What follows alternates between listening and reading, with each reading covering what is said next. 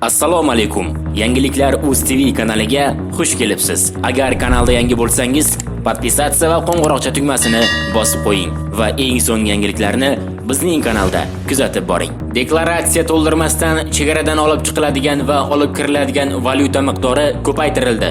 Navoiyda eski oltin konidan 230 million so'mlik tarkibida oltin mavjud bo'lgan toshlarni o'g'irlayotgan shaxslar qo'lga tushdi. Qibrayda chamadon ichidan Oliy sud sobiq xodimining jasadi topildi. Janubiy Koreyada kuzatilgan kuchli yog'ingarchilik oqibatida 31 kishi halok bo'ldi.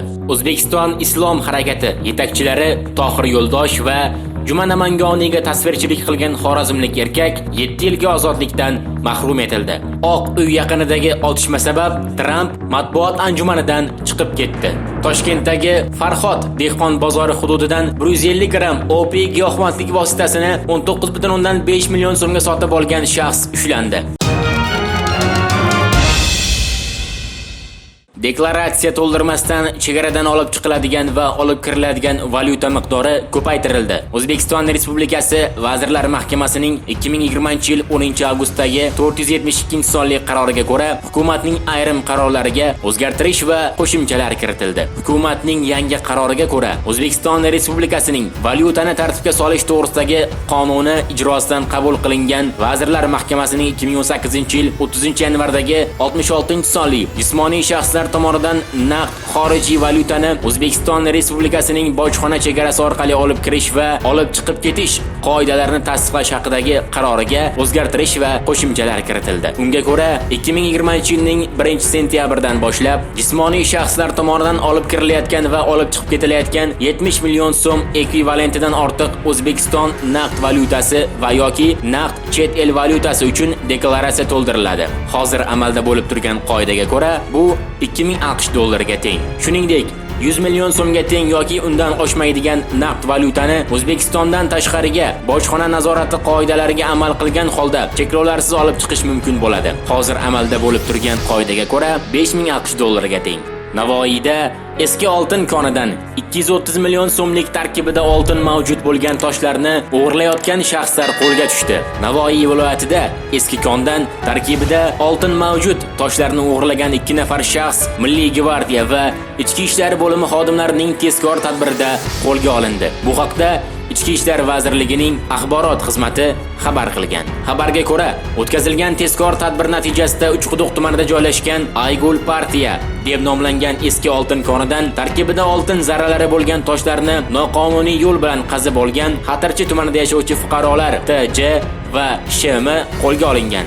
TJ Ford mashinasida 17 ta qopga joylangan 1264 kilogramm og'irlikdagi tarkibida oltin zarralari bo'lgan mayda toshlarni, SM esa boshqa bir Fordda 33 ta qopga joylangan 1654 kilogramm og'irlikdagi toshlarni hududdan olib chiqib ketayotganida to'xtatilgan. Ularga nisbatan xolislar ishtirokida bayonnoma rasmiylashtirilgan. Tarkibida oltin zarralari bo'lgan ushbu toshlar mutaxassislar tomonidan tekshirib ko'rilganda fuqaro TJ tomonidan o'zlashtirilgan 1,2 tonnadan ziyod og'irlikdagi toshlardan 148 gram, ya'ni 89 million so'm miqdordagi oltin moddasi borligi aniqlangan. SMdan olingan 1,6 tonnadan og'ir toshlardan esa 234 gram, 141 million so'm miqdordagi oltin moddasi borligi ma'lum bo'lgan. Navoiy viloyati Uchquduq tumani Ichki ishlar bo'limi xodimlari holat yuzasidan surishtiruv ishlarini olib bormoqda.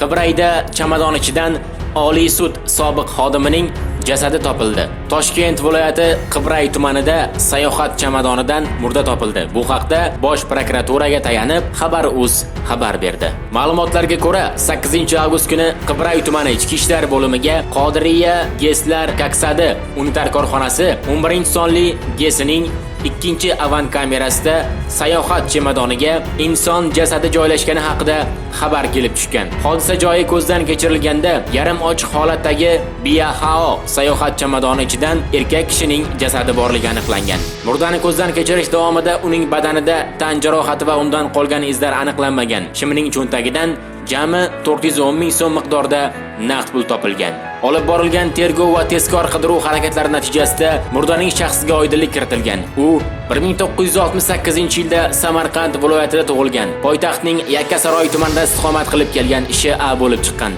Marhum ilgari O'zbekiston Oliy sudida ta'minotchi vazifasida ishlagani aytilmoqda. Dastlabki ma'lumotlarga ko'ra, A 2020-yilning 7-avgust kuni ertalab uydan Gentra rusumli avtomashinasida Toshkent shahridagi Respublika shoshilinch tez tibbiy klinik shifoxonasiga chiqib ketgan. Mazkur transport vositasini aniqlash bo'yicha to'sib ushlash tartibi e'lon qilinib, transport vositasi qayerda ekanligini aniqlash choralari ko'rilmoqda. Bo'stonliq tumani sud tibbiy ekspertiza bo'linmasining birlamchi ma'lumotnomasida marhum A bo'yin a'zolari to'mtoq jism ta'sirida siqilishi oqibatida yuzaga kelgan mexanik asfiksiyadan vafot etgani qayd etilgan. Ayni paytda holat bo'yicha Qibray tuman prokuraturasi tomonidan Jinoyat kodeksining 97-moddasi qasddan odam o'ldirish 1-qismi bilan jinoyat ishi qo'zg'atilgan.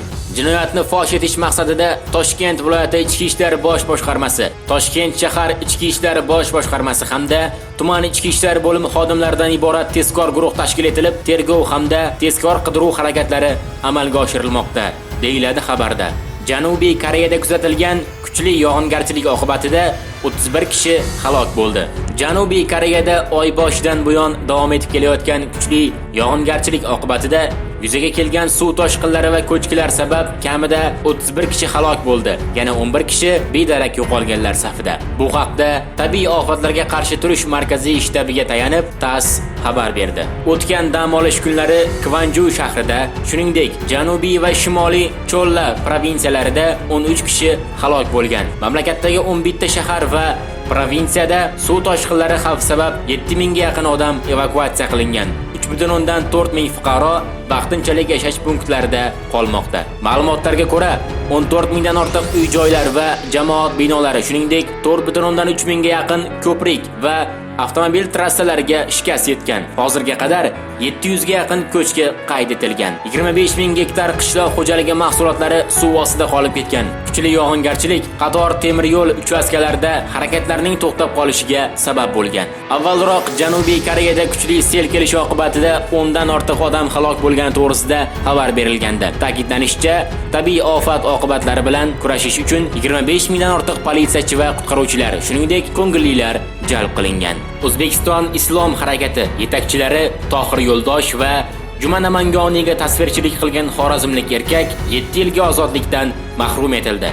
Jinoyat ishlari bo'yicha Xorazm viloyati sudining qaroriga asosan Afg'onistondagi jangovar harakatlarda hamda diniy ekstremistik guruhlar targ'ibotini tasvirga olish bilan shug'ullangan Azamat Rajabov 7 yilga ozodlikdan mahrum etildi. Bu haqda Jinoyat ishlari bo'yicha Xorazm viloyati sudi sudyasi Muzaffar Samandarov ma'lum qildi. Xabar berilishicha, Azamat Rajabov 1995-yilda 21 yoshida nikoh to'yidan bir kun avval Toshkentga ketib qolgan. U Toshkentga kelgach, bir necha kundan keyin bir guruh shaxslar bilan Tojikistonga o'tib ketgan. Tojikistonda Azamat Turkiston, keyinchalik esa O'zbekiston Islom harakati diniy ekstremistik va terrorchilik tashkiloti safiga qo'shilgan. Mazkur tashkilot rahnamolari Azamatga Huzayfa laqabini bergan hamda 2000-yilda yetarlicha harbiy hamda diniy buzg'unchilikka qaratilgan ta'limdan so'ng Afg'onistonga jo'natgan. Azamat va uning sheriklari Qunduz shahriga yetib borgan va u yerda qonuniy hokimiyatga qarshi qurolli jang olib borayotgan Tolibon harakati faollari ularni kutib olgan. Uni kiyim-kechak, oziq-ovqat bilan ta'minlab, ancha vaqtdan buyon notinch bo'lgan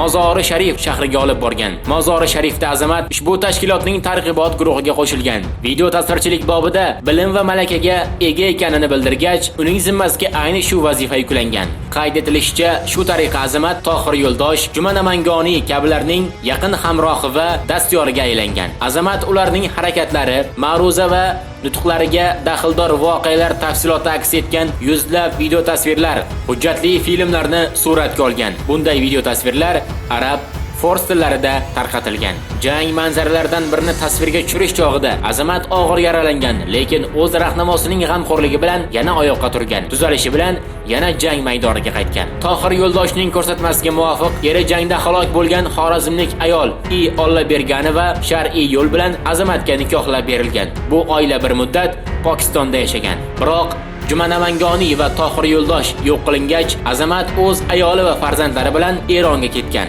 Azamat mazkur mamlakatning goho u, goho bu hududida qochqin va muhojir maqomida tirikchilik qilgan. Keyinchalik O'zbekistonga qaytish ilinjida Ozarbayjonga tutash Ostara shahriga borgan. Bir necha hafta mobaynida oilasi bilan mazkur shaharda kun kechirgan. Uning aytishicha, chegaradan o'tish imkoni topilmagach, ortiga qaytgan. Video tasvirchi Azamatga nisbatan vatani oldidagi jinoyatlari, o'zga yurtlar aholisi, davlat hokimiyati organlariga qarshi olib borgan jang harakatlarida faol ishtirok etgani uchun 2007-yilda O'zbekistonda jinoyat ishi ochilib, qidiruv e'lon qilingan. Eronda yashash davomida Azamat Rajabov farzandlari 6 nafarga yetgan. Oila Xorazmda qolgan, yaqinlari bilan aloqani tiklagan. Shundan so'ng avvaliga Azamatning otasi Bobonazar Rajabov, keyinchalik Umr Yo'ldoshining otasi Ollaberganov ularning oldiga borgan. Bir muddat birga yashab, ular vatanga qaytish choralari, yo'l yo'riqlarini izlagan. Azamat Rajabov 2017-yilning noyabr oyida Eron migratsiya xizmat tomonidan qamoqqa olingan.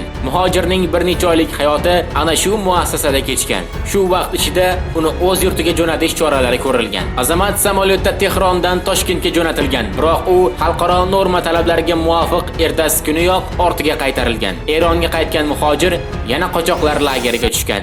Bir necha haftadan so'ng unga qo'shni Turkiyaga o'tib yashashi mumkinligi rasman tushuntirilgan. U taklifni qabul qilgan. Uning oilasi qariyb 15 yillik sarson sargardonchilikdan so'ng Turkiyaga yetib kelgan. Azamat bu yerda ham yurtiga qaytish istagidan voz kechmagan. O'zbekistonning Turkiyadagi vakolatxonalariga kechirim so'rab, pushaymonlik arizasi bilan murojaat qilgan. 2019-yilning dekabr oyida O'zbekistonning Turkiyadagi elchixonasi Azamatning bir necha bor qilgan murojaatiga javob qaytargan va uning yurtiga qaytishi mumkinligini bildirgan. Ayni paytda uni O'zbekistonda sud jarayoni kutayotgani, mamlakatga qaytsa qonun so'roviga duch kelishi va jazolanishi mumkinligi haqida ham ogohlantirilgan. Azamat vatanga qaytishga va qo'yilgan shartga rozi ekanligini ma'lum qilgan. Azamat samolyotda 2019-yil 12-dekabr kuni Toshkentga yetib kelgan. Uni Toshkentda huquqni muhofaza qiluvchi idoralar xodimlari kutib olgan.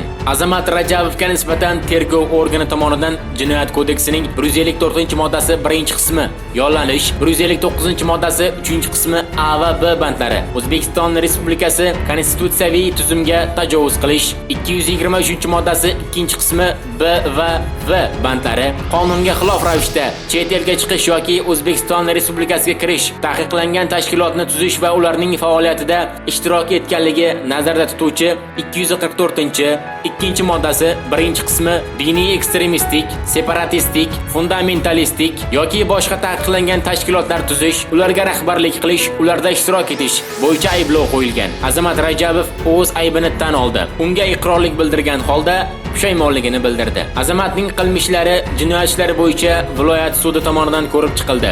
Bu jarayonda tergov organi tomonidan Jinoyat kodeksining yuqoridagi moddalari yuzasidan qo'yilgan ayb o'z tasdig'ini topdi. Azamatning jang maydonidan qochib, o'zga yurtlarda oilasi bilan sarson sargardonchilikda turmush kechirgani, janglarda qo'liga qurol olib, odamlarga qarshi o'q uzmagani, odam o'ldirmagani, keyinchalik buzg'unchilik harakatlariga qo'shilmagani, tinch mehnat jabhasiga qaytgani, hunarmandchilik, qo'y boqish bilan mashg'ul bo'lgani, gulchilik, asalarichilik bilan shug'ullangani, vatandan uzoqda yashashdan ko'ra qonuniy jazoni afzal bilgani, tuzalish yo'lidagi jiddiy qadam sifatida baholandi. Sud qarori bilan og'ir jinoiy qilmishlarni sodir etgan Azamat Rajabov har to'rtala modda bo'yicha nazarda tutilgan jazolarni qisman qo'shish asnosida 7 yil muddatga ozodlikdan mahrum etildi. U mazkur jazoni umumiy tartibli ijro koloniyasida o'taydi.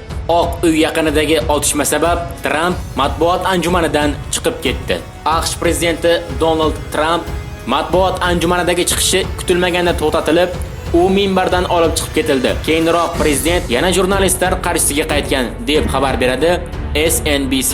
Telekanal ma'lumotlariga ko'ra, maxfiy xizmat xodimlari brifingda Trumpning chiqishi boshlanishidan bir necha daqiqa o'tib uni to'xtatib qo'ygan va prezidentni oval xonaga olib ketishgan. Biroz o'tib Trump qaytib kelgan va bunga Oq uy qarshisidagi otishma sabab bo'lgani ma'lum qilingan. Ehtimol otishma menga emas, balki bunga boshqa biror nima sabab bo'lgandir, degan Trump. Amerika yetakchisining ta'kidlashicha, sodir bo'lgan voqeaning barcha detallaridan u xabardor emas. Uning so'zlariga ko'ra, o't ochgan shaxs bir kishi bo'lgan. Maxfiy xizmat xodimlari erkakni jarohatlagan. Shundan so'ng u shifoxonaga olib ketilgan. Nima bo'lishini ko'ramiz. Bu juda noodatiy. Hayratga tushdim. Maxfiy xizmat xodimlaridan hech kimga jarohat yetmagan, deya qo'shimcha qiladi Trump. SNBC ma'lumotlariga ko'ra, yarador erkak hushsiz holatda Jorj Vashington universitetidagi shifoxonaga olib ketilgan. Huquq-tartibot organlarining ma'lum qilishicha, maxfiy xizmat xodimi erkakning ko'kragidan jarohatlagan. Toshkentdagi Farhod dehqon bozori hududidan 150 gram OP giyohvandlik vositasini 19,5 million so'mga sotib olgan shaxs ushlandi. O'zbekistonning qator hududlarida qonunga xilof ravishda giyohvand moddasi savdosi bilan shug'ullangan shaxslar qo'lga olindi, deb xabar bermoqda Davlat xavfsizlik xizmati. Ma'lum qilinishicha, YX ismli shaxs Toshkent shahridagi Farhod dehqon bozori hududida tanishi Abduvali ismli shaxsdan 150 gram OP giyohvandlik vositasini jami 19,500,000 so'm evaziga sotib olgani hamda oz miqdorini o'zi iste'mol qilib, qolgan qismini Xorazm viloyatida sotish maqsadida olib ketayotgani ma'lum qildi. Shuningdek, Toshkent-Urganch yo'nalishi bo'yicha harakatlanib ketayotgan 1973-yilda tug'ilgan YX boshqaruvidagi Hyundai rusumli avtomashina ko'zdan kechirilganda, notebook joylangan sumka ichidan 133,35 gram OP giyohvandlik vositasi xolislar ishtirokida protsessual tartibda rasmiylashtirib olingan. Davlat xavfsizlik xizmati chegara qo'shinlari harbiy xizmatchilari tomonidan Toshkent viloyati Bekobod shahri Sayxun mahalla fuqarolari yig'ini hududidan o'tuvchi o'zbek-tojik davlat chegarasidan mamlakatga olib kirish uchun Tojikiston tomonidan uloqtirilgan 892,5 gram gashish giyohvandlik moddasi topildi. Hozirda mazkur giyohvand moddaning kimga tegishli ekanligini aniqlash bo'yicha zarur chora-tadbirlar ko'rilmoqda.